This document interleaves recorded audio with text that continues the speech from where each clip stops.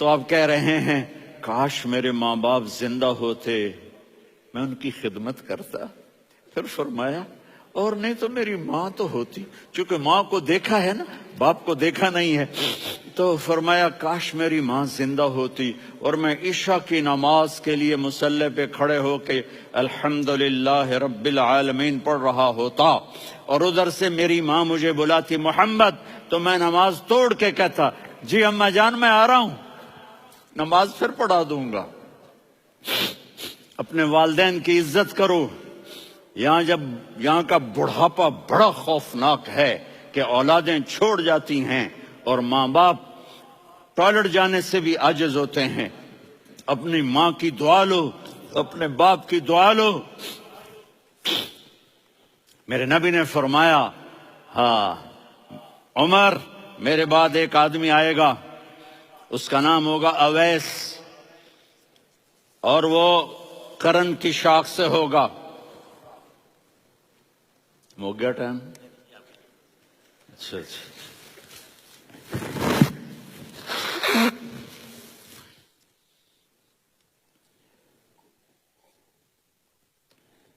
اس سے دعا کرانا، علی آپ بھی، عمر آپ بھی، یا رسول اللہ کس لیے؟ کہ اس نے ماں کی ایسی خدمت کی ہے کہ جب ہاتھ اٹھاتا ہے اللہ اس کے ہاتھ خالی نہیں لوٹاتا۔ حضرت عمر رضی اللہ تعالی عنہ نے حج کے موسم پر سارے حاجی کھڑے کر لیے، کہا بھائی یمن والے کھڑے رہو باقی بیٹھ جاؤ، تو بیٹھ گئے۔ پھر فرمایا کہ یمن والے بیٹھ جاؤ، قرن والے کھڑے رہ جاؤ، تو ایک آدمی کھڑا رہا، کہا تم قرنی ہو؟ کہا جی ہاں۔ اویس کو جانتے ہو؟ جی میرے بھائی کا بیٹا ہے لیکن تھوڑا پاگل سا ہے، آپ کیوں پوچھ رہے ہیں؟ حضرت عمر نے فرمایا وہ نہیں، تو پاگل ہے۔ کدھر ہے؟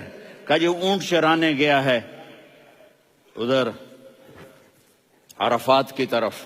تو آپ نے حضرت علی کو ساتھ لیا اور دوڑ لگائی سواری پر، دیکھا تو اویس کرنی ایک کیکر کے نیچے نماز پڑھ رہے تھے اور اونٹ چر رہے تھے۔ تو جب انہوں نے دیکھا کہ دو آدمی آ کے بیٹھ گئے تو انہوں نے نماز شارٹ کٹ کر دی۔ تو حضرت عمر نے پوچھا کون ہو بھائی؟ کہا جی میں مزدور ہوں۔